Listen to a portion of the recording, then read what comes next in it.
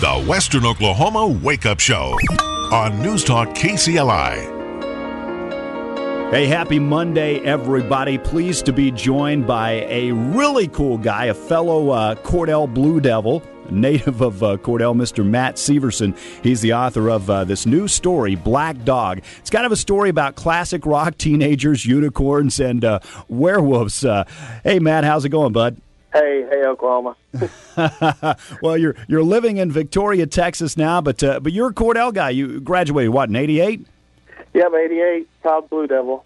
No, man. Well, let's talk a little bit about yourself. You know, you grew up in Cordell. Music evidently was a big part of your life from an early age, right?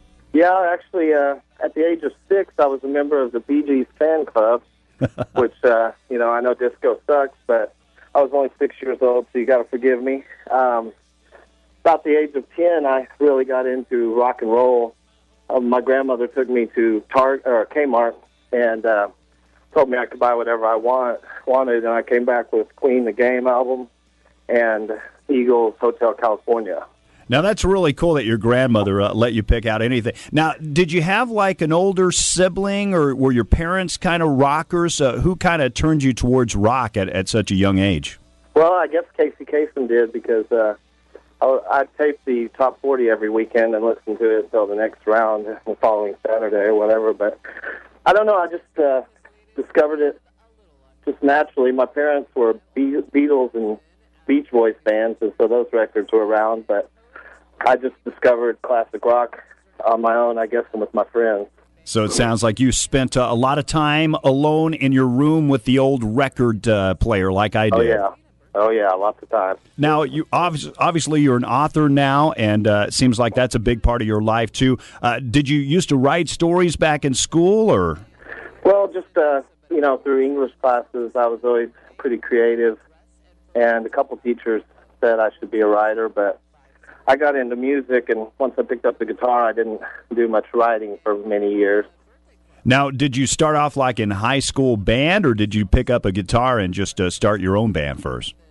No, I got a guitar when I was 12, but not having any instruction, and it was electric guitar, and I didn't even have an amp. I didn't do much with that, obviously. So about the age of 16 or 17, my friends and I got into Metallica very heavily and that type of music, and we just basically willed ourselves into a little band. We just, someone picked bass, someone picked guitar, and we just kind of taught ourselves, and with the help of a few other people, we got pretty good pretty fast, and I carried that through college, really wanting to be a professional musician, but my mother insisted that I get something to fall back on, so I got a degree in chemistry. I went to OU and Southwestern, and then I headed out to Seattle.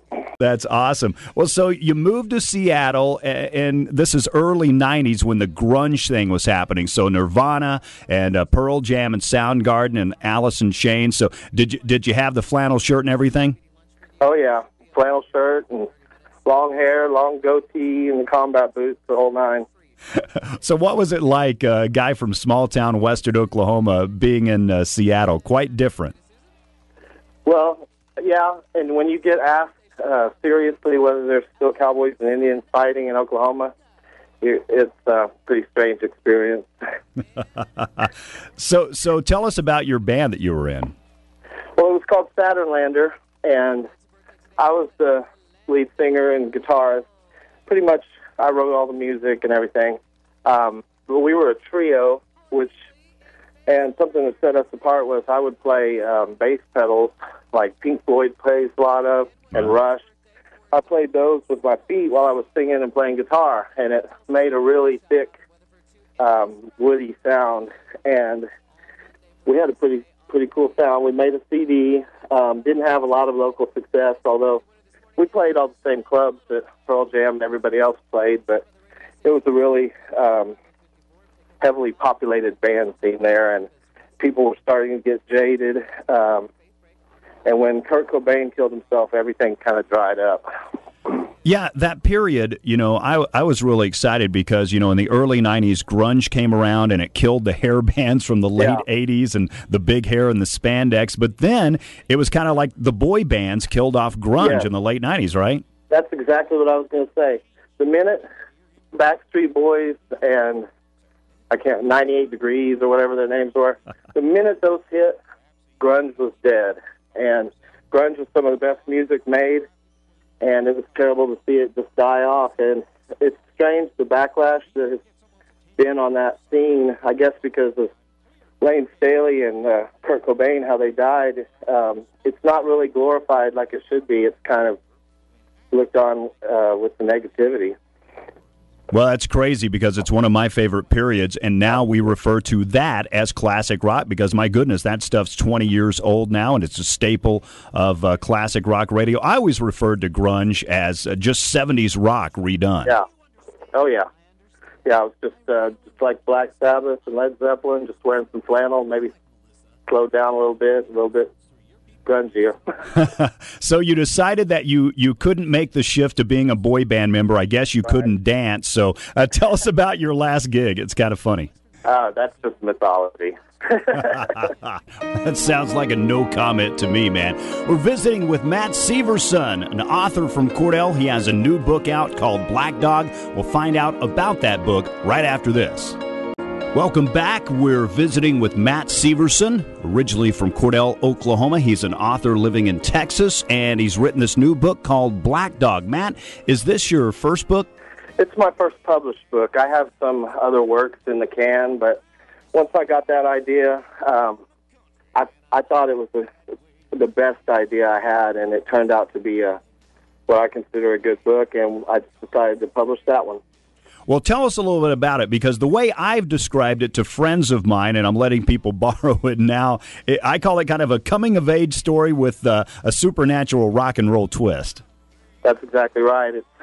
I like to think of it kind of a Sprite night with rock and roll and maybe a little bit of Hunter S. Thompson influence. But it's the story of two teenagers who go away for the summer to one of their granny's house. And they discover that strange things have been happening there for quite a while. And they find an old record collection of classic rock, and they play songs backwards, which calls into reality elements from the song, which the twist is it's not always obvious what's going to come through.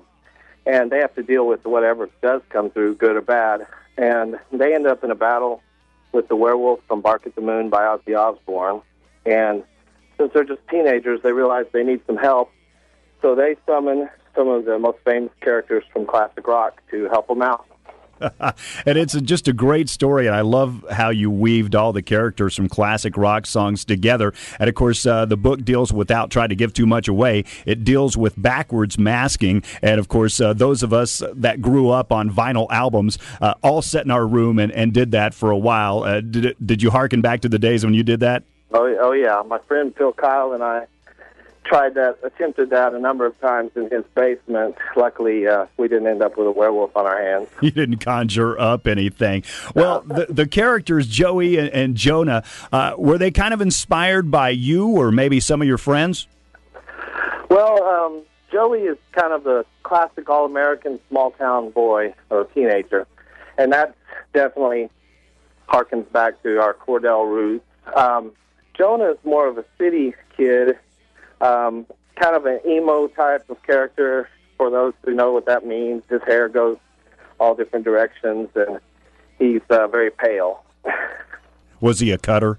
Yeah, well, he could be. I don't know if I think his sister likes to cut people more than him. Well, and then what you do is you incorporate all those characters from classic rock songs. I mean, Uncle Ernie, Aqualung, and it's just really cool. How did you kind of come up with this whole concept? I don't know. It just came to me, really. I mean, once I thought of the basic theme of the novel being playing records backwards and supernatural things happening as a result, I just basically went through my vast classic rock collection and kind of saw what I thought, certain songs would conjure in these circumstances. And the ideas really came fast and furious when you start thinking about what's going to happen when Iron Man is played backwards or Aqualung or something like that. It's really funny. These characters just appear. What I also love about the book, being a trivia junkie and a classic rock guy, you weave all this trivia and pop culture references into it, but you have modern references as well. And you also weave the lyrics from classic rock songs, some huge, some maybe a little more obscure, into almost every other paragraph. And I think sometimes people catch it and sometimes people don't, right? Yes. I thought about actually putting a little spot the reference game in the back of it, because literally almost every paragraph will have a three-word phrase from some classic rock song just sprinkled in. And, I tried to not make it obvious as far as where it would stick out as not fitting in, but, I was listening to this music when I was writing the story, so it naturally infused itself throughout it. Well, you know what it made me do? It made me want to dig out a lot of my old albums, because I was like, oh, yeah, that's a great song. It's a Bowie track. I'm going to put that on as I listen to it. It's that's really the cool. idea. I stated in the book at one point, it's more important for you to stop reading this book and go listen to this Led Zeppelin song right now than it is for you to read this book right now. Yeah, that was a great touch. And then, of course, there's just tons of humor in it, Matt. I mean, from the black cab driver, you write it out grammatically and phonetically incorrect, and then you have one-liners of the guy saying, one of my favorite lines is, I'm paraphrasing here, but you should go get a job in a used car lot sucking the farts out of car seats with a vacuum. Where does that even come from? That was a joke we used to tell back at Cordell High, actually. And we, fish somebody in by saying, hey, do you need a part-time job? And they say, yeah, I do. Well, the used car lot's hiring someone to suck the farts out of the car seats. Well, I can't tell you how many times I just laughed out loud reading your book. And, and it's funny because, Matt, I think I told you, I'm not, a big supernatural reader. I read a lot of, nonfiction and stuff like that, but I'm such a music head. I read tons of biographies, but it just captivated me because of the humor and the classic rock, and you just fall in love with these characters, and it was hard to put down. Yeah, I've heard that numerous times, actually, from people that say they aren't readers. They've told me they can't put it down, and, it's basically because it's talking about what they like, which is classic rock and rock and roll. It's definitely not a Twilight type of book as far as the supernatural element. It's kind of that's really not even spoken of that much. Things just happen, It's right. It's not a fairy tale type book. Well, it's definitely a book that I would recommend anybody out there that loves classic rock or just loves humor, because it's completely original. I haven't seen anything like it before, and it's getting great reviews on Amazon. You're getting 4- and 5-star reviews. How rewarding is it to get that positive feedback, Matt? Oh, it's great, especially coming from the background of being a musician, because I don't know how many times I handed someone my CD and they listened to 10 seconds of it and put it in a drawer somewhere, or gave it to Goodwill.